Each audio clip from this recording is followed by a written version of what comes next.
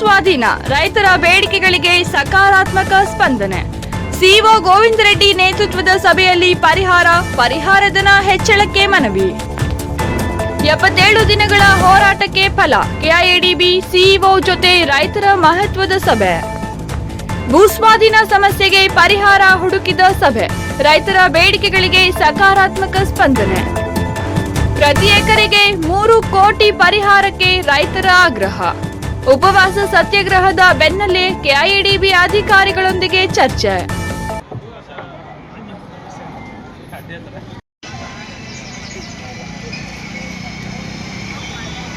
ಜಿಲ್ಲಾಡಳಿತ ಭವನದ ಮುಂಭಾಗದಲ್ಲಿ ಕಳೆದ 77 ದಿನಗಳಿಂದ ನಡೆಯುತ್ತಿರುವ ಅನಿರ್ದಿಷ್ಟ ಧರಣಿ ಹಾಗೂ 76 ಮತ್ತು 77ನೇ ದಿನಗಳ ನಿರಾಹಾರ ಉಪವಾಸ ಸತ್ಯಾಗ್ರಹದ ಹಿನ್ನೆಲೆಯಲ್ಲಿ ರೈತರ ಬೇಡಿಕೆಗಳಿಗೆ ಸ್ಪಂದಿಸಿದ ಜಿಲ್ಲಾಡಳಿತ ಕೆಐಎಡಿಬಿ ಅಧಿಕಾರಿಗಳೊಂದಿಗೆ ವಿಶೇಷ ಸಭೆ ಏರ್ಪಡಿಸಿ ಹಲವು ಸಮಸ್ಯೆಗಳ ಪರಿಹಾರಕ್ಕೆ ಮುಂದಾಗಿದೆ. ನಿರಾಹಾರ ಉಪವಾಸ ಸತ್ಯಾಗ್ರಹದ ವೇಳೆ ಸ್ಥಳಕ್ಕೆ ಭೇಟಿ ನೀಡಿದ ಜಿಲ್ಲಾಧಿಕಾರಿಗಳು ಸಮಸ್ಯೆ ಸರ್ಕಾರದ ಹಂತದಲ್ಲಿದ್ದು ಕೆಐಎಡಿಬಿ ಪ್ರತ್ಯೇಕ ಇಲಾಖೆ ಆಗಿರುವುದರಿಂದ ಸಂಬಂಧಿತ ಅಧಿಕಾರಿಗಳೊಂದಿಗೆ ಸಭೆ ನಡೆಸಲು ವ್ಯವಸ್ಥೆ ಮಾಡುವುದಾಗಿ ಭರವಸೆ ನೀಡಿದರು. ಅದರಂತೆ ಇಂದು ಬೆಂಗಳೂರಿನ ಕೆಐಎಡಿಬಿ ಭವನದಲ್ಲಿ ವಿಶೇಷ ಸಭೆ ನಡೆಯಿತು. ಕೆಐಎಡಿಬಿಯ ನೂತನ ಸಿಇಒ ಗೋವಿಂದ ರೆಡ್ಡಿ ಅವರ ಅಧ್ಯಕ್ಷತೆಯಲ್ಲಿ ನಡೆದ ಸಭೆಯಲ್ಲಿ ಅಪರ ವಿಶೇಷ ಜಿಲ್ಲಾಧಿಕಾರಿ ದಯಾನಂದ ಭಂಡಾರಿ ಸೇರಿದಂತೆ ವಿವಿಧ ಇಲಾಖೆಗಳ ಅಧಿಕಾರಿಗಳು ಪಾಲ್ಗೊಂಡಿದ್ದರು. ಬೆಳಿಗ್ಗೆ 12 ಗಂಟೆಗೆ ಆರಂಭವಾದ ಸಭೆ ಮಧ್ಯಾಹ್ನ 3:20ರವರೆಗೆ ನಡೆಯಿತು. ಸಭೆಯಲ್ಲಿ ಕೆಐಎಡಿಬಿ ಭೂ ಸ್ವಾಧೀನಕ್ಕೆ ಸಂಬಂಧಿಸಿದ ಹಲವು ಸಮಸ್ಯೆಗಳ ಕುರಿತು ಸುದೀರ್ಘ ಚರ್ಚೆ ನಡೆಸಲಾಯಿತು. ಕೆಲವು ತಾಂತ್ರಿಕ ಹಾಗೂ ಆಡಳಿತಾತ್ಮಕ ಸಮಸ್ಯೆಗಳನ್ನು ಸ್ಥಳದಲ್ಲಿಯೇ ಬಗೆಹರಿಸಲಾಯಿತು. ಸಭೆಯಲ್ಲಿ ರೈತರು ಭೂಮಿಯ ಮಾರುಕಟ್ಟೆ ಮೌಲ್ಯ ಗಣನೀಯವಾಗಿ ಏರಿಕೆಯಾಗಿರುವ ಹಿನ್ನೆಲೆಯಲ್ಲಿ ಕನಿಷ್ಠ ಪ್ರತಿ ಎಕರೆಗೆ 3 ಕೋಟಿ ಪರಿಹಾರಧನ ನೀಡಬೇಕೆಂದು ಒತ್ತಾಯಿಸಿದರು. ಜೊತೆಗೆ ಭೂಮಿ ಕಳೆದುಕೊಳ್ಳುವ ಪ್ರತಿಯೊಂದು ರೈತ ಕುಟುಂಬದ ಒಬ್ಬ ಸದಸ್ಯರಿಗೆ ಶಾಶ್ವತ ಉದ್ಯೋಗ ಕಲ್ಪಿಸಬೇಕು. ಭೂ ಪರಿಹಾರ ಸ್ವೀಕರಿಸಲು ಒಪ್ಪದ ರೈತರಿಗೆ ಅಭಿವೃದ್ಧಿಪಡಿಸಿದ ಪರ್ಯಾಯ ಜಮೀನು ನೀಡಬೇಕು ಹಾಗೂ ಈಗಾಗಲೇ 28/6 ನೋಟಿಸ್ ಜಾರಿಯಾಗಿರುವ ಹಿನ್ನೆಲೆಯಲ್ಲಿ ಪರಿಹಾರ ಧನವನ್ನು ಶೀಘ್ರವಾಗಿ ರೈತರ ಖಾತೆಗಳಿಗೆ ಜಮಾ ಮಾಡಬೇಕೆಂದು ಮನವಿ ಸಲ್ಲಿಸಿದರು. ರೈತರ ಮನವಿಗೆ ಸ್ಪಂದಿಸಿದ ಸಿಇಒ ಗೋವಿಂದ ರೆಡ್ಡಿ ಹೆಚ್ಚಿನ ಪರಿಹಾರಧನ ನೀಡುವ ಕುರಿತು ಮೇಲಾಧಿಕಾರಿಗಳ ಗಮನಕ್ಕೆ ತರಲಾಗುವುದೆಂದು ಭರವಸೆ ನೀಡಿದರು. ಭೂ ಪರಿಹಾರ ಸ್ವೀಕರಿಸಲು ಸಮ್ಮತಿಸುವ ರೈತರು ಅಗತ್ಯ ದಾಖಲೆಗಳನ್ನು ಸಲ್ಲಿಸಿದರೆ ನೇರವಾಗಿ ಅವರ ಬ್ಯಾಂಕ್ ಖಾತೆಗಳಿಗೆ ಪರಿಹಾರಧನ ಜಮಾ ಮಾಡುವ ವ್ಯವಸ್ಥೆ ಮಾಡಲಾಗುವುದು ಎಂದರು. ರೈತರು ತಮ್ಮ ಬಳಿ ಇರುವ ದಾಖಲೆಗಳನ್ನು ಮಾತ್ರ ಸಲ್ಲಿಸಿದರೆ ಸಾಕು. ಕಂದಾಯ ಇಲಾಖೆಯಿಂದ ಪಡೆಯಬೇಕಾದ ಉಳಿದ ದಾಖಲೆಗಳನ್ನು ಕೆಐಎಡಿಬಿ ಅಧಿಕಾರಿಗಳೇ ಸಂಗ್ರಹಿಸಿಕೊಳ್ಳುತ್ತಾರೆ. ಇದರಿಂದ ರೈತರಿಗೆ ಅನಗತ್ಯ ಓಡಾಟ ತಪ್ಪಲಿದೆ ಎಂದು ತಿಳಿಸಿದರು. ನನ್ನ ಹೆಸರು ಭಕ್ತಳ್ಳಿ ಪ್ರತಿಶತ. ಏನು ಕೊಟ್ಟ ಮಾತ್ರ ರೈತರಿಗೆ ಕೊಟ್ಟ ಮಾತನ್ನ ಉಳಿಸಿಕೊಂಡ ಚಿಕ್ಕಬಳ್ಳಾಪುರ ಜಿಲ್ಲಾಧಿಕಾರಿಗಳಾದಂತ ಜಿ ಪ್ರಭು ಸರ್ ಅವರಿಗೆ ಧನ್ಯವಾದಗಳು ತಿಳಿಸ್ತೀವಿ. ಯಾಕಪ್ಪ ಅಂದ್ರೆ ಏನು ಇವತ್ತಿಗೆ 90 ದಿನಗಳು ಹೋರಾಟ, ಏನು ಕೆಐಎಡಿಬಿ ಕೃಷಿ ಬೇಕು, ಕೈಗಾರಿಕೆ ಬೇಕು ಅಂತೇಳಿ ನಾವು 90 ದಿನಗಳ ನಿರ್ದಿಷ್ಟ ಹೋರಾಟದಲ್ಲಿ ನಾವು 2 ದಿನಗಳ ನಿರಾಹಾರ ಉಪವಾಸ ಸತ್ಯಾಗ್ರಹವನ್ನು ಹಮ್ಮಿಕೊಂಡ ಸಂದರ್ಭದಲ್ಲಿ ಸ್ಥಳಕ್ಕೆ ಬಂದ ಮಾನ್ಯ ಜಿಲ್ಲಾಧಿಕಾರಿಗಳು ಇದು ರಾಜ್ಯ ಸರ್ಕಾರದ ವಿಚಾರ, ನಮ್ಮ ಸಂಬಂಧ ಇಲ್ಲ, ಇದು ಏನೇ ತೀರ್ಮಾನ ಆದ್ರೂ ಕೂಡ ಸರ್ಕಾರದಲ್ಲಿ ಕೈಗಾರಿಕೆ ಇಲಾಖೆ ಮಾಡಬೇಕು, ಹಾಗಾಗಿ ನಿಮ್ಮನ್ನೊಂದು ದಿನ ಕೈಗಾರಿಕೆ ಕಚೇರಿ ಬಳಿ ಕರ್ಕೊಂಡು ಹೋಗ್ತೀವಿ ಅಥವಾ ಅವ್ರನ್ನೇ ಇಲ್ಲಿ ಕರೆದು ಸಭೆ ಮಾಡಿಸ್ತೀವಿ ಅಂತೇಳಿ ಒಂದು ಮಾತನ್ನ ಕೊಟ್ಟಿದ್ರು. ಆ ಮಾತಿನ ಪ್ರಕಾರವಾಗಿ ನಿನ್ನೆ ಬೆಂಗಳೂರಿನ ಕೆಐಎಡಿಬಿ ಕಚೇರಿಯಲ್ಲಿ ಮಾನ್ಯ ಸಿಇಒ ಮತ್ತೆ ವಿಶೇಷ ಜಿಲ್ಲಾಧಿಕಾರಿಗಳ ಜೊತೆ ಒಂದು ಸಭೆ ಆಯ್ತು. ಸಭೆ ಯಶಸ್ವಿ ಆಯ್ತು. ಸಭೆಯಲ್ಲಿ ಹಲವಾರು ರೈತರಿಗಿರುವಂತಹ ಗೊಂದಲಗಳನ್ನ ನಾವು ಸ್ಥಳದಲ್ಲೇ ಕೇಳಿದ್ವಿ. ಒಂದು ಕಡೆ ಕೆಐಎಡಿಬಿ ಅವರು ಒಂದೇ ಕಂತಿನಲ್ಲಿ ಹಣ ಕೊಡೋದಿಲ್ಲ ಅಂತ ಹೇಳಿದ್ರು. ಆಗ ನಾವು ಕೇಳಿದಾಗ ಏನು ನಾವು ಭೂ ಪರಿಹಾರ ಕೊಡ್ತೀವಿ, ಒಂದೇ ಕಂತಲ್ಲಿ ಫುಲ್ ಇನ್ಸ್ಟಾಲ್ಮೆಂಟ್ ಕೊಡ್ತೀವಿ ಅಂತಕ್ಕಂಥ ಮಾತನ್ನ ಹೇಳಿದ್ರು. ಒಂದು ಕಡೆ ಏನು ಸರ್ಕಾರಿ ಏನು ಪಿ ನಂಬರ್ಗಳು ಬೇರೆ, ಹಿಡುವಳಿ ನಂಬರ್ಗಳು ಬೇರೆ ಅಂದ್ರು.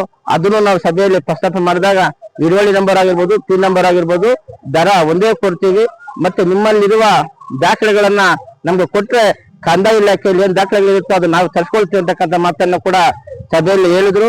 ಹಾಗಾಗಿ ನಾವು ಒಕ್ಕೂರಿನಿಂದ ಒಂದು ಮನವಿ ಪತ್ರವನ್ನು ಕೊಟ್ಟಿದ್ದೀವಿ. ಪ್ರತಿ ಎಕರೆಗೆ 3 ಕೋಟಿ ಭೂ ಪರಿಹಾರ ಹೆಚ್ಚಳ ಮಾಡಬೇಕು, ಭೂಮಿ ಕೊಟ್ಟಂತ ಪ್ರತಿ ರೈತನಿಗೆ ಒಂದು ಉದ್ಯೋಗ ಸಿಗಬೇಕು, ಮತ್ತೆ ಭೂ ಪರಿಹಾರ ಯಾರು ಬೇಡ ಅಂತಾರೋ ಅವರಿಗೆ ಅಭಿವೃದ್ಧಿಪಡಿಸಿದ ನಿವೇಶನ ಅಥವಾ ಜಮೀನನ್ನ ಕೊಡಬೇಕು ಅಂತೇಳಿ ಮನವಿ ಪತ್ರವನ್ನ ಮಾನ್ಯ ಸಿಇಒ ಅವರು ಕೊಟ್ಟಾಗ ಅವರು ತಕ್ಷಣ ಸಂಬಂಧಪಟ್ಟ ಮೇಲಾಧಿಕಾರಿಗಳಿಗೆ ಸರ್ಕಾರದ ಗಮನಕ್ಕೆ ತರ್ತೀನಿ ಅಂತೇಳಿ ಆಶ್ವಾಸನೆ ಕೊಟ್ಟಿದ್ದಾರೆ. ಆದ್ರೂ ನಾವು ಅಲ್ಲಿ ಷರತ್ತನ್ನು ಹಾಕಿದ್ದೀವಿ. ತಾವು ಏನು ಸರ್ಕಾರದಿಂದ ಭೂ ಪರಿಹಾರ ತಕ್ಷಣ ರೈತರ ಖಾತೆಗೆ ಜಮಾ ಮಾಡಬೇಕು, ಅಲ್ಲಿಯ ತನಕ ನಮ್ಮ ಅನಿರ್ದಿಷ್ಟ ಧರಣಿ ನಿಲ್ಲೋದಿಲ್ಲ ಅಂತೇಳಿ ಒಂದು ಗಡುವನ್ನ ಕೊಟ್ಟು ನಾವು ವಾಪಸ್ ಬಂದಿದ್ದೇವೆ. ಮತ್ತೆ ಇನ್ನೊಂದು ವಿಶೇಷವಾಗಿ ಜಮಕೋಟೆ ರೈತರಲ್ಲಿ ಕೇಳ್ಕೊಳ್ತೀನಿ, ಇವತ್ತು ಕೆಲವರು ಆಧಾರ್ ಕೊಡಿ, ಪಾನ್ ಕಾರ್ಡ್ ಕೊಡಿ, ಪಾಣಿ ಕೊಡಿ ಅದೇ ಸಹಿ ತಗೊಂಡು ಇವತ್ತು ಹೋಗ್ತಾ ಇದ್ದಾರೆ. ದಯಮಾಡಿ ವಿನಂತಿ ಮಾಡ್ತೇನೆ, ತಮ್ಮ ಜಮೀನಿಗೆ ತಾವೇ ವಾರಸುದಾರರು, ತಾವು ನೇರವಾಗಿ KDB ಕಚೇರಿಗೆ ಹೋಗಿ ನಿಮ್ಮ ದಾಖಲೆಗಳನ್ನ ಕೊಟ್ಟು ಭೂ ಪರಿಹಾರವನ್ನ ತಗೊಳ್ಳಿ. ಒಂದು ವೇಳೆ ಭೂ ಪರಿಹಾರ ತಗೊಳ್ಳದೇ ಇದ್ರೆ ನಿಮ್ಮ ಹಣವನ್ನ ಕೋರ್ಟ್ ಡಿಪಾಸಿಟ್ ಮಾಡ್ತಾರೆ. ಉದಾಹರಣೆಗೆ ನಮ್ಮ ಮುಂದೆನೆ ನಿನ್ನೆ ಕೋಲಾರ ವೇಮಗಲ್ ರೈತರು ಬಂದು ಕೇಳಿದಾಗ ಅವ್ರು ಹೇಳಿದ್ರು 10 ವರ್ಷದ ಹಿಂದೆ 30 ಲಕ್ಷ ಫಿಕ್ಸ್ ಮಾಡಿದ್ರು. ಆವತ್ತು ನನ್ನ ಜೊತೆ ತಗೊಂಡಿರ್ತಕ್ಕಂಥವರೆಲ್ಲರೂ ಕೂಡ ಇವತ್ತು ಆರಾಮಾಗಿದ್ದಾರೆ. ನಾನು ಹೆಚ್ಚಿನ ಭೂ ಪರಿಹಾರಕ್ಕೆ ಕೋರ್ಟ್ ಹೋದೆ, ಹೈಕೋರ್ಟ್ ಅಲ್ಲಿ ಕ್ವಾಶ್ ಮಾಡ್ತು, 10 ವರ್ಷಕ್ಕೂ ಕೂಡ ಈಗ ನನ್ಗೆ ಅಷ್ಟೇ ಬಡ್ಡಿ ಹಾಕಿ ಕೊಡ್ಬೇಕು ಅಂತ ಹೇಳಿದ್ರು. ಅವ್ರು ಹೇಳಿದ್ರು, ನೋಡಪ್ಪ ಆವಾಗ ತಗೊಂಡಿದ್ರು 30 ಲಕ್ಷನೇ, ಈಗ ತಗೊಂಡಿದ್ರು 30 ಲಕ್ಷ, ನೀನ್ ಆಗ 30 ಲಕ್ಷ ತಗೊಂಡಿದ್ರೆ ಇವತ್ತು ಅದರ 50 ಪಟ್ಟು ದುಪ್ಪಟ್ಟು ಆಗ್ತಾ ಇತ್ತು. ಆದ್ರೆ ನಮ್ಮ KDB ಆಗ್ತಲ್ಲಿ ಯಾರು ಭೂ ಪರಿಹಾರ ತಗೊಳ್ತಾರೋ ಅವ್ರು ಕೊಡ್ತೀವಿ, ಯಾರಿಗೆ ಭೂ ಪರಿಹಾರ ಬೇಡ ಅಂದ್ರೆ ಅವರು ಕೋರ್ಟ್ ಡಿಪಾಸಿಟ್ ಮಾಡ್ತೀವಿ, ನೆಕ್ಸ್ಟ್ ಕೋರ್ಟಲ್ಲಿ ತಗೊಳ್ಳತ್ತ ಅಂತ ಮಾತನ್ನು ಹೇಳಿದರೆ. ಹಾಗಾಗಿ ರೈತರ ಜಾಗೃತಿ ವಹಿಸಿ ಯಾರಿಗೂ ಕೂಡ ಅನ್ಯತಾ ದಾಖಲೆಗಳನ್ನ ಕೊಡಬೇಡಿ, ಸಹಿಯನ್ನು ಹಾಕಬೇಡಿ. ನೀವೇ ನೇರವಾಗಿ KDB ಕಚೇರಿಗೆ ಹೋಗಿ ನಿಮ್ಮ ಪರಿಹಾರವನ್ನು ನೀವು ತಗೊಳ್ಳಿ. ನಿಮ್ಮ ಜಮೀನಿಗೆ ನೀವೇ ಮಾಲೀಕರ ಹೊತ್ತು ಬೇರೆ ಯಾರಲ್ಲ. ನಮಸ್ಕಾರ. ನಮಸ್ಕಾರ ಬಂಧುಗಳೇ, ನಾನು ಸುಬ್ರಹ್ಮಣ್ಯ ಅಂತ, ಜಿಲ್ಲಾ ವಿಘಟಕ ಅಧ್ಯಕ್ಷ ಮತ್ತೆ KDB 13 ರೈತ ಪರ ಹೋರಾಟ ಸಮಿತಿಯಿಂದ ನಾವು ಈ ದಿನ ನಮ್ಮ ಶಿಲ್ಘಟ್ಟ ಜನತೆಗೆ ಮತ್ತೆ ಚಿಕ್ಕಬಳ್ಳಾಪುರ ಜನತೆಗೆ ಒಂದು ವಿನಂತಿ. ಇಲ್ಲೇ ನನ್ನ ಸಾಮಾಜಿಕ ಜಾಲತಾಣ ಒಂದು ವಿಡಿಯೋ ಬಂತು, ಒಂದು ಫೋಟೋ ಬಂತು. ಯಾವ್ದಪ್ಪ ಅಂದ್ರೆ 13ರಲ್ಲಿ 2823 ಎಕರೆಯಲ್ಲಿ ಯಾವ್ದು ಬಿಡುಗಡೆ ಮಾಡಿದ್ರೆ ಅದರಲ್ಲೇ ಹೋಗಿ ವಿಡಿಯೋ ಮಾಡೋರೆ, ಅದೇ ಮತ್ತೆ ಸಾಮಾಜಿಕ ಬಿಟ್ಟಾರೆ. ಯಾರು ಬಿಟ್ಟಿದ್ರೆ ಅವ್ರು ಹೇಳೋದು ಇದು ದ್ರಾಕ್ಷಿ ಅಂತ, ಆ ದ್ರಾಕ್ಷಿ ಸಮೇತ ಬಿಟ್ಬಿಟ್ಟಾರೆ ಅದನ್ನ. ಮತ್ತೆ ಎಣ್ಣೆ ಕಂಬಳಿ ಗಿಡ ಅದು ಸಮೇತ ಬಿಟ್ಟಾರೆ. ಇವ್ರು ಸುಳ್ಳು ಸುದ್ದಿ ಬಿಡಿಸಿ ಜನ ದಿಕ್ಕು ತಪ್ಪಿಸ್ತಾವ್ರೆ. ಇವರು ಯಾಕೆ ದಿಕ್ಕು ತಪ್ಪಿಸ್ತಾರೆ ಅಂದ್ರೆ ಇವ್ರಿಗೆ ಬಿಟ್ಟವ್ರು ಯಾಕೆ ರೆಡಿ ಮಾಡ್ತಾ ಇದಾರೆ ಅಂತ ನಮ್ಮ ಉದ್ದೇಶ ಅವರಿಗೆ. ಮತ್ತೆ ಇನ್ನೊಂದೇನಪ್ಪಾ ಅಂದ್ರೆ ಮೊನ್ನೆ ನಾವು ಬೆಂಗಳೂರು ಕೈಗಾರಿಕಾ ಪ್ರದೇಶ ಹೋಗಿದ್ರಿ. ನಾವು ಸುಮಾರು 20-30 ಜನ ಹೋಗಿದ್ರಿ. ನಮಗೆ ಯಾವುದೇ ತರ ತೊಂದರೆ ಆಗಿಲ್ಲ ಅಲ್ಲಿ. ಇವ್ರು ಹೋಗಿದ್ದು 11 ಜನ ಹೋಗ್ತಾನೆ ಬಹಳ ಏನ್ ಶಿಲ್ಘಟ್ಟದಲ್ಲಿ ನಮ್ಮ ನಾಯಕರು ಅರೆಸ್ಟ್ ಮಾಡ್ಬಿಟ್ಟಿದ್ದಾರೆ ಅಂತ ಹೇಳಿದ್ರು. ಅಲ್ಲಿ ಅರೆಸ್ಟ್ ಆಗ ಕಾರಣ ನೀವೇ 11 ಜನ. ಅಲ್ಲಿ CO ಸಾಹೇಬರು ಎಲ್ಲೋ ಕೇಸ್ ಕಡೆ ಹೊರಗಡೆ ಹೋಗಿತ್ತಾರಂತೆ. ಬರ್ತಾರೆ, ವೆಯ್ಟ್ ಮಾಡಿದ್ರೆ ಇಲ್ಲ DC ಸಾಹೇಬ್ ನಮ್ ಕಳ್ಸಿದ್ರು ನಿಮಗೆ ಅಂದ್ರೆ ಆಗ ಆಕ್ಷೇಪ ಬರ್ತದೆ, ಜಾಸ್ತಿ ಪದ ಬಳಸಿರ್ತಾರೆ.